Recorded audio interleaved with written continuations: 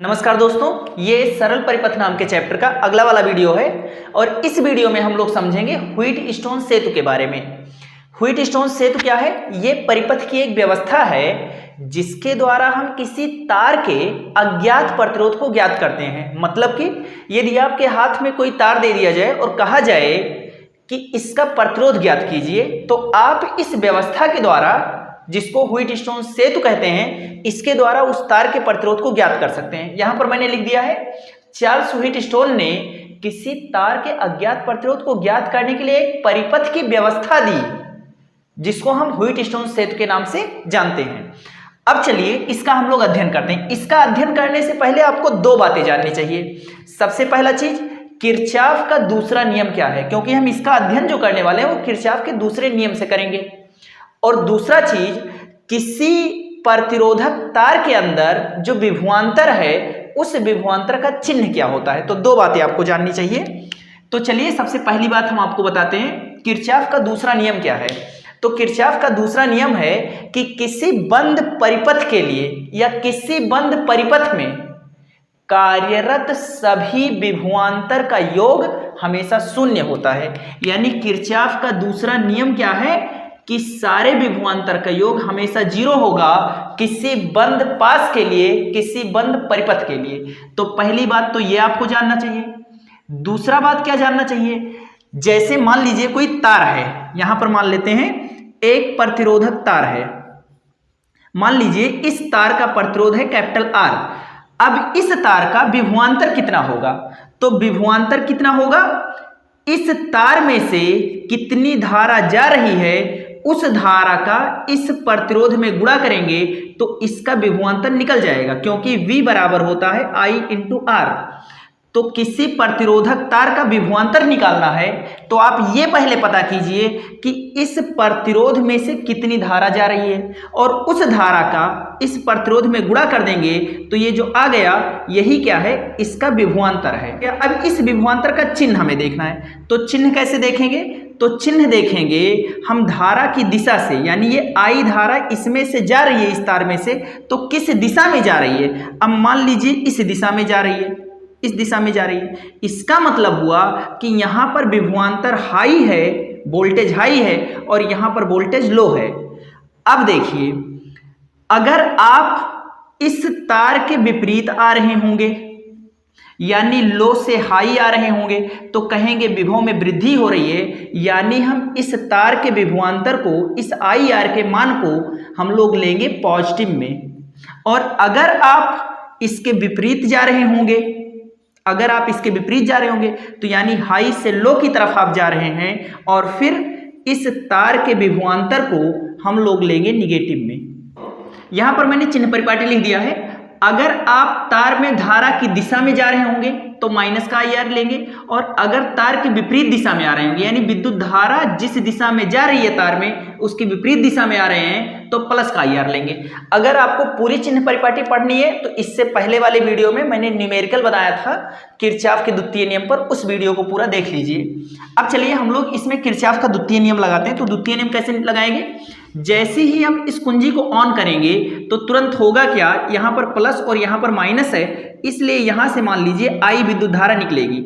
अब ये I विद्युत धारा यहाँ जाएगी, और यही I विद्युत धारा यहाँ पर जाएगी, और ये I विद्युत धारा यहाँ पर पहुंचकर दो हिस्से में बटेगी। अब मान लेते हैं इस तार में चली जाएगी I1 धारा, और इस तार में चली जाएगी I2 धारा। अब सोचिए, ये I1 धारा यहाँ पर जाएगी, और I1 धारा यहां पर पहुंचने के बाद फिर से दो हिस्से में बटेगी। अब मान लीजिए लोग इसमें मान लेते हैं कि चली जाएगी I3 धारा, तो सोचिए इसमें कितना जाएगा। अब सोचिए, अगर यहां से I1 गया है तो इसमें I3 चला गया, तो इसमें कितना जाएगा, इसमें जाएगा I1 माइनस I3 धारा, इसमें जाएगा। क्यों? क्योंकि यहां से मान लीजिए 10 एम्पियर धारा गया, मान लीजिए यहां से 10 एम्पियर गया। अब इसमें चला गया 3 एम्पियर, तो इसमें कितना जाएगा, 10 माइनस 3 एम्पियर जाएगा, यानी कि 7 एम्पियर इसमें से जाएगा। जब यहां 10 पहुंचा तो 3 इसमें चला गया, तो इसमें कितना जाएगा, 10 माइनस 3 यानी कि 7 जाएगा। तो इस तरह से इसमें गया I माइनस I3 धारा। अब सोचिए, ये I3 धारा इधर से आ रही है और ये I2 धारा इधर से आ रही है, तो इसमें दोनों मिलाकर जाएंगे I2 इधर से आई और I3 इधर से आई, यानी इसमें जाएगा I2 प्लस I3 धारा, और फिर ये दोनों जाकर यहाँ पर मिलेंगे। आप इसको और इसको जोड़ेंगे तो ये I1 प्लस I2 आएगा, और I1 I2 किसके बराबर है? I के बराबर है, यानी यहाँ पर ये दोनों मिलकर फिर से I धारा हो जाएंगे। आप इसको और इसको जोड़ेंगे तो आएगा I1 प्लस I2, क्योंकि I3 और I3 कट जाएगा, क्योंकि ये माइनस में है, ये प्लस में I3, तो I3 से I3 कट जाएगा, I1 प्लस I2 आएगा, और I1 प्लस I2 किसके बराबर है? I के बराबर है, इसलिए यहाँ पर आएगा I धारा, और I धारा यहाँ से फिर वापस हो गई। तो हम लोग विद्युत धारा को निकाल लिए हैं। अब हम लोग इसमें पास लगाते हैं, इसमें पास चुनते हैं। तो पास चुनने से पहले हम लोग नामकरण कर लेते हैं, ये बी सी डी। दूसरा चीज मान लेते हैं ये प्रतिरोध है R1, ये है R2, ये है R3 और ये है R4। अब चलिए हम लोग लगा देते हैं। तो इसमें सबसे पहले हम लोग लगाते हैं क्लॉकवाइज। इससे पहले वाले वीडियो में हम लोगों ने न्यूमेरिकल लगाते समय समझा था कि किरचॉफ का द्वितीय नियम कैसे लगाते हैं। तो चलिए हम लोग लगाते हैं। सबसे पहले लेंगे पास, ये बी डी ये में, ये बी डी ये में। अब इस पास में हम किरचॉफ का दूसरा नियम लगाते हैं। तो चलिए देखते हैं कैसे लगेगा। सबसे पहले हम इसमें जाएंगे। अब इसमें जा रहे हैं, देखिए ये बी डी ये जाना है हमें, यानी ये से बी तक जाइए, फिर बी से डी तक जाइए, फिर डी से ये तक आ जाइए, और विभवांतरों को जोड़ दीजिए पूरा। तो जब ये से चलेंगे तो देखिए आप I1 विद्युत धारा की दिशा में जा रहे हैं, और ये R1 है, तो I1 और R1 का गुणा करेंगे तो इसमें हमें विभवांतर पता चल जाएगा, और हमें विभवांतरों को जोड़कर ही जीरो करना है किरचॉफ के दूसरे नियम से। तो सोचिए यहां से चले तो पहला विभवांतर क्या पड़ा? तो पहला विभवांतर पड़ा I1 गुणे R1। तो पहला विभवांतर पड़ा I1 गुणे R1। अब सोचिए माइनस में लेंगे कि प्लस में? तो आप धारा की दिशा में हैं, धारा की दिशा में है तो माइनस में लेंगे, इसलिए ये लेंगे माइनस में। अब I1 इंटू R1 ये एक ले लिए, फिर इधर घूमे। अब इधर घूमेंगे तो I3 धारा मिला, और मान लीजिए ये है R5, तो I3 गुणे R5, I3 इंटू R5, ये इसका विभवांतर निकल गया, और इस विभवांतर को हम लेंगे माइनस में, क्योंकि हम धारा की दिशा में हैं। अब यहाँ पर आए और यहाँ से जैसे ही घूमे तो इसमें हमें मिलेगा कितना? I2 इंटू R3, यानी I2 इंटू R3 धारा, और हम धारा के विपरीत हैं इसलिए प्लस में ले लेंगे, और फिर यहाँ पर पहुँच गए, यानी हमारा पास बंद पास कंप्लीट हो गया। यानी इस पूरे बंद पास में इतने विभवांतर थे, मैंने चिन्ह सही जोड़ दिए, और ये जोड़ने पर जीरो आएगा। ये किरचॉफ का दूसरा नियम कहता है। अब देखिए हम लोग एक और काम करते हैं, दूसरा पास लेते हैं। पास BCDB में, BCDB में। अब इस पास में देखते हैं हम लोग। तो इस पास में देखिए सबसे पहले आप यहां से B से C की तरफ चलिए, तो B से C की तरफ चल रहे हैं, यानी धारा की दिशा में चल रहे हैं। धारा की दिशा में चलेंगे इसलिए लेंगे माइनस में, और इसमें विभवांतर कितना होगा? तो प्रतिरोध और धारा का गुणा करेंगे तो विभवांतर निकलेगा, प्रतिरोध और धारा का गुणा करेंगे तो विभवांतर निकलेगा। तो I1 यानी कि R2 into I1 minus I3, ये हो गया। तो यहाँ पर पहुँच गए। अब C से इस तरफ चलेंगे तो धारा की विपरीत की दिशा में, विद्युत धारा इधर से जा रही है और हम इधर से आ रहे हैं, इसलिए लेंगे प्लस में, और फिर इसका लेंगे R4 इंटू विद्युत धारा कितनी है? I2 plus I3।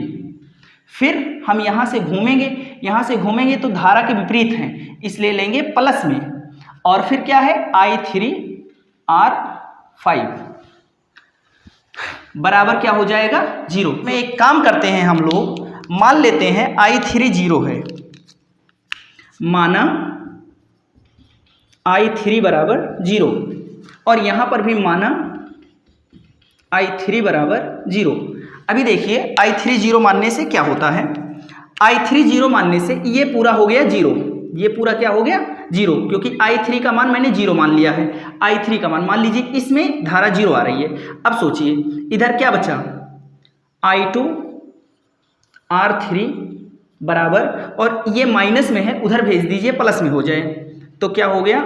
I1 R1, और इसको मान लीजिए समीकरण 1। अब देखिए यहां पर देखते हैं, तो देखिए इसका गुणा करवाते हैं हम लोग। I1R2 और माइनस का माइनस में गुणा होगा प्लस I3R2 प्लस R4 का I2 में करवाइए तो हो जाएगा I2R4 plus I3R4 plus I3R5 बराबर हो गया 0। अब देखिए इसमें 0 कौन कौन होगा, तो जैसे इसमें 0 ये हुआ था, ऐसे ही जहां जहां I3 है उसे 0 कर दीजिए। ये 0 हो गया, ये 0 हो गया और ये भी 0 हो गया। यानी बचा क्या क्या, बचा केवल I1R2 बराबर के उधर भेज देंगे तो माइनस है इधर, अगर बराबर के उधर जाएगा तो क्या हो जाएगा, प्लस में I1R2 हो जाएगा और इधर क्या बचा I2R4 और इसको मान लेते हैं हम लोग समीकरण 4। और फिर हम एक काम करते हैं, समीकरण 2 मान लेते हैं। अब लिखते हैं हम समीकरण 1 भागा समीकरण 2 और फिर देखते हैं क्या होता है। समीकरण 1 ये रहा और समीकरण 2 ये रहा। अब भाग देते हैं, तो आप लोग जानते हैं राइट में लेफ्ट का भाग देंगे, राइट में राइट का भाग देंगे। तो चलिए दे देते हैं, सबसे पहले लेफ्ट को लेफ्ट से भाग देते हैं तो हो जाएगा I2R3 बटे I2R4 बराबर, अब यहां पर क्या है I1R1 बटे I1R2 और इसमें फिर देखिए I2 से I2 कट गया और I1 से I1 कट गया, फिर बचा क्या R3 बटे R4 बराबर R1 बटे R2, ये आ गया और यही हमें व्युत्पन्न करना था। यानी कि यदि हम इसमें भी देखिए मैंने ऐसे क्लॉकवाइज घुमा दिया है, यदि हम एक ऐसा श्रृंखला बनाएं जिसमें से इसमें से होकर धारा ना प्रवाहित हो रही हो, एक ऐसा समायोजन कर लें कि इसमें से धारा ना बहे, तो R1 बटे R2 का मान R3 बटे R4 के बराबर होगा। अब देखिए आप ऐसा समायोजन तैयार कर लीजिए जिसमें R1 बटा R2 बराबर है R3 बटे R4 के। यहाँ पर एक गैल्वेनोमीटर हम लोग लगाते हैं और इस गैल्वेनोमीटर में जब 0 विक्षेप पर हो, यानी ये गैल्वेनोमीटर बता दे कि इसमें धारा नहीं बह रही है, तो समझ लीजिए कि इसका बटा ये बराबर होगा इसका बटा ये। अब मान लीजिए ये वाला हमारा ज्ञात प्रतिरोध है, तो जिस तार का प्रतिरोध आपको ज्ञात करना है उसका मान यहाँ लगाकर और पक्षांतर कर हम ज्ञात कर लेंगे। तो स्क्रीनशॉट लीजिए आप लोग।